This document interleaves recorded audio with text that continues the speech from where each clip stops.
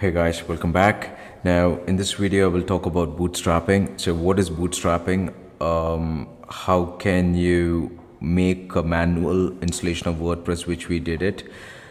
How to bootstrap all those commands so that when you launch an instance, everything will be set up out of the box, it will be ready. Yeah, so that is the thing which we're going to talk about. So before we go ahead and do that, I want to touch base one service called AWS System Manager Parameter Store. Now, this one you can, if you search for service parameter store, okay, so you will get something parameter store, or you can search for systems manager. Yeah, you search for systems manager, so click on systems manager, so you will get a page like this. Yeah, and here on the left side under application management, there is something called parameter store here, so click on parameter store. Now, what is parameter store is nothing but it just stores your secrets, and you can store your database passwords or any kind of application passwords, and then for any kind of configuration data management, so you can store all those kind of secrets and configuration data such as passwords, database strings, or license codes. Everything you can store it here, and you can encrypt it as well. Now, why you have to store this here? You don't need to store those things in the instances. You can store it here itself, so that you can call those configuration data with to various instances or to various services. Yeah, so that is a concept. So for example, if you click on create parameter, I'll show you how it works. Okay, if you click on create parameter, so you can give, I mean, if you, yeah, so you can say like this, okay, slash db slash db name, something like this, and then this is database name, and then you come here, and this is a string, and this is a text, and that the database name is wordpress -db, something like this, and then you can click on create parameter example. Okay, and if you want to say something like database name db slash db name, something like this, and then database name description, sorry, did we create the database name already? Yeah, database name is already created. Now if you want to give slash db user something, and then if you type db user and just text, and then I'm just giving wordpress -user. Okay, and then click on create parameter. Okay, or if you want if you want to add some password, okay, say for example slash db root password, something like this. Okay, you can ask me, Samir, why do you have to give slash db or something? I mean, it just name, I mean, it just in a format I'm just giving. But there is no rules for that, so you can give like db root password. You can say like db root password, scroll down, you just make it like a secure string, and this will be a key where it will get encrypted. Yeah, and then you can save your password like this, something like this, and then click on create parameter. So that one is also created. So you have kind of these things would get created. So this is acts like a placeholder where you can store your configuration data and everything. Yeah. So I just want to delete these things. So delete and click on this and delete parameters. Now come back here into instances. Okay, and click on launch instances, and I'm gonna give like this bootstrapping. Scroll down, and then key pair login, proceed without a key pair, and edit. And here I'm gonna choose custom VPC, and this is the public subnet, and this is enable auto assign public, select security group, and this is instance -sg, and scroll down and click on advanced details. and IAM instance profile, you can choose session manager custom role. Scroll down here you have to type the list of commands which should get activated or which should be run when the instance is getting started. So if you go to my workshop, there is a repo called bootstrapping. Click on this. Yeah, and then here, from here you have to, this is the code, guys. Yeah, I'll talk about this code in a minute.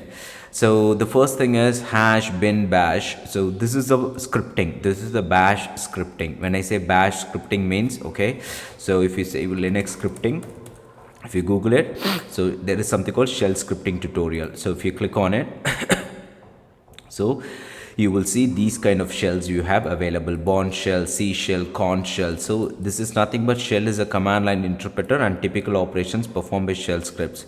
So always if you see this kind of thing, it means that it is a shell script. Remember that. Okay, now if you want to see what shell I am connected to, okay, or if you can always go to Google it, which shell I am using currently, Linux. If you click on this, so there is a command like this: ps space -p space $, or you can run this command echo space then $shell. It'll give you which shell you're using. So or you can type bash -- version. We will see that, don't worry. Yeah, cool. I mean, this is not a workshop to teach you about the shell scripting, but the one which I'm showing it to you right now, this is a bash shell scripting, which the bootstrapping is going to happen. So what happens is, yeah, these things, right? These things, I'm just declaring the DB password, DB root password, DB user, DB name, and DB endpoint. I'll talk about that. Then I'm doing the update of Yum, and I'm doing the upgrade of Yum. Then I'm installing the MariaDB server, Apache, HTTPD, and wget tool. Wget is nothing but, usually you don't need a wget. Wget is where you can download some sort of files or some sort of softwares using the wget command. Yeah, so using the wget command. So that one, nowadays in most of the AMIs, wget is default there. Then I'm doing, I'm installing the Amazon Linux extras. Then I'm enabling the HTTPD. I hope you guys remember these commands.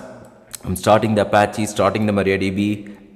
Then I'm logging into this MySQL admin with this password. Then I'm downloading the WordPress. I'm moving into the HTML folder, untarring it, and copying the WordPress to the var www.html. Then here I'm gonna sudo space cp. Then I'm gonna copy this wp-config sample.php to wp-config.php. Now inside this wp-config there is a command which is sed. Okay, just have a check on it, guys. Sed command tutorial. Okay, this what happens is, say for example, you have a notepad. Okay, you have a notepad. Okay, and just an example. So now my name is Samir. Okay, I love Samir. Okay, I'm very good Samir, something like this. Now do you have a replace option here in notepad? Find next. Okay, replace. See this? Okay.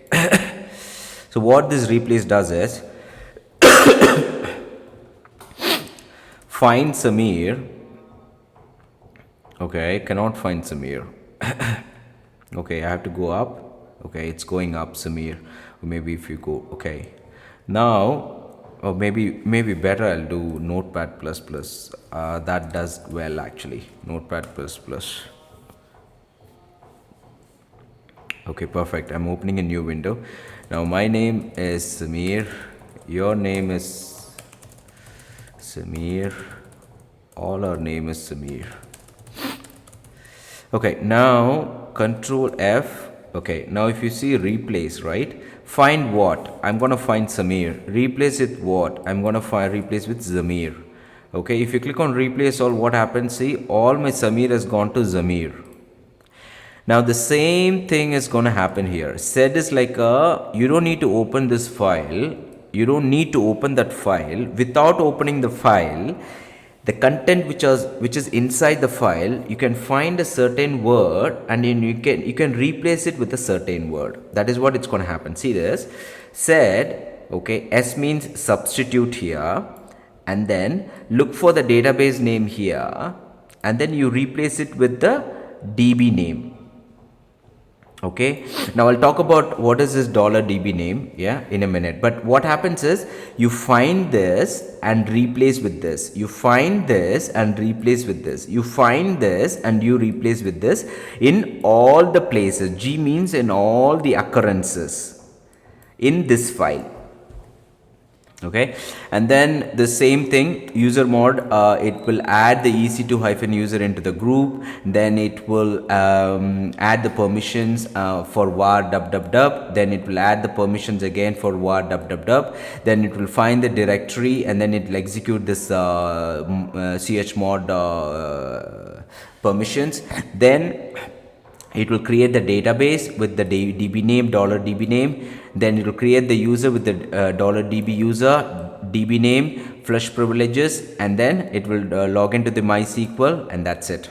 Okay, now most of the commands we have done it manually, but now I want to tell you something. Okay, now Samir, if you see this db password, right? Okay, I'm gonna copy this, guys. I'm gonna copy this. I'm gonna copy this one, Control C. Yeah, I'm gonna open in my notepad. Yeah, Control A. Now see this. Okay, what is this? db password, right? Now Control C, Control F, Control V. If you see how many db password you have, we have something called, okay, here we have db password, here we have db password. So if you see $db password, right? So if you see the db password, so we have a db password here, we have a db root password, db user, db name, and db endpoint. Now, how the system will know what is the db password, what is the db root password, db user, db name, and db endpoint. So this is what we're going to talk about. Now, in the beginning of the video, I was talking about the system manager parameters, right?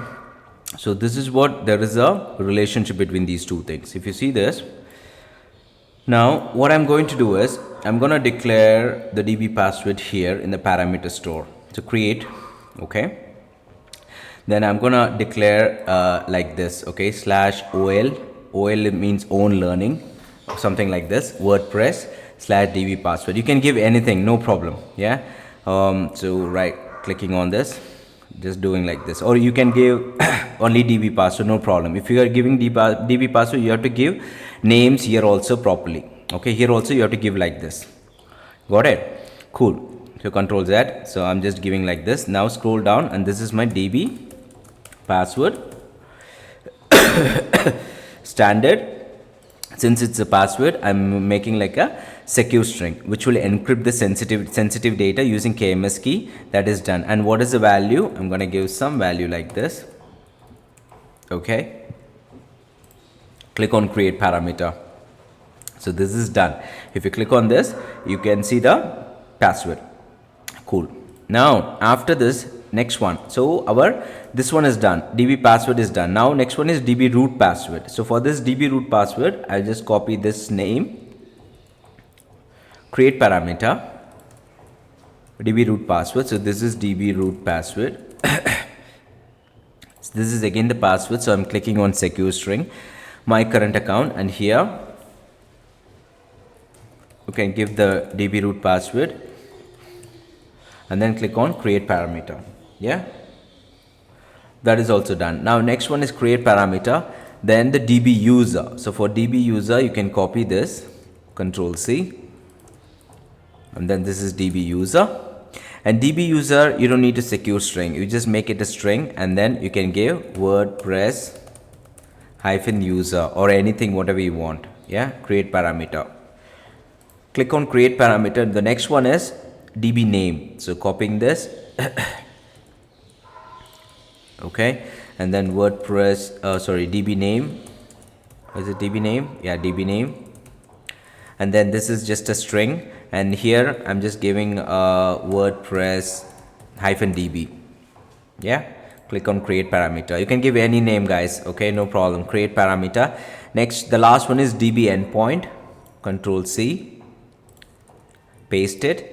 Now standard, it should be string text. You can make it like a local host, because the db which we are doing, we are installing on the same instance. So local host, click on create parameter.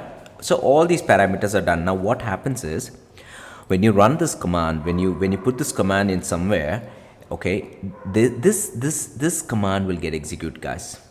When this command is get executed, what happens is it will go and it will try to fetch the data, AWS SSM blah blah blah blah blah blah blah. It will try to go and fetch the data, and then it will put the data here in the db password as an environment variable. So when you see here, when you mention $db password, it will in fact get the data from here, db password. What is the value of the db password? The value of the db password is password at 123p at the rate whatever I have done. So same thing, if you mention $db user, it will go and verify what is the db user. Okay, if you run this command, okay, the db user will come and put inside this variable, inside this container, db user. Okay, so that is the system parameters thing which we have done. Now let's go to the instances, and here I'm going to copy the one which we have. Okay, is this the one? Yeah, this is the one. Copy this and then paste it here. Make sure that you put double enter mark after your last line. Okay, and then scroll down and then click on launch instances. So now the instances will be launched. So let's wait for 5 minutes until your status check get initialized at passed. Okay, so if you see the bootstrapping, it says the status check is completed and it is running. Yeah, now if I'm copying the public IP, opening a new incognito window. Now let's see what happens. Yeah, if you type, okay, http://44. Yeah, now let's hit enter.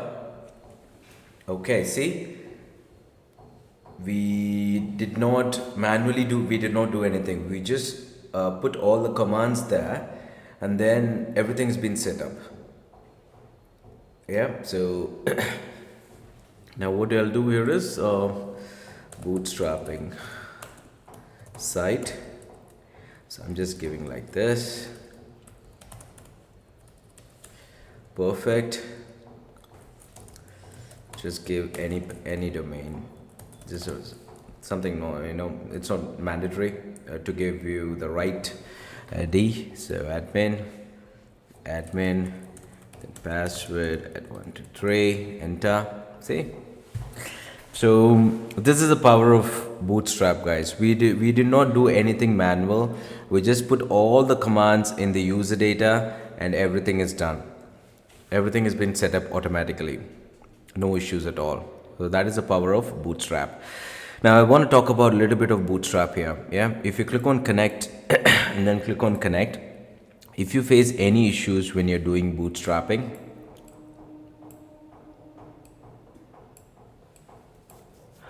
always you can go to this place var log, okay, ls-lrt. So there is something called cloud init.log.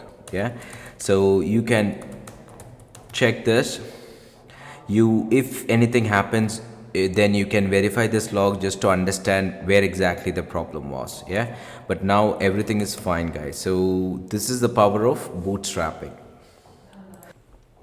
So that's all for today's session, guys. So thank you so much. Keep practicing. Yeah.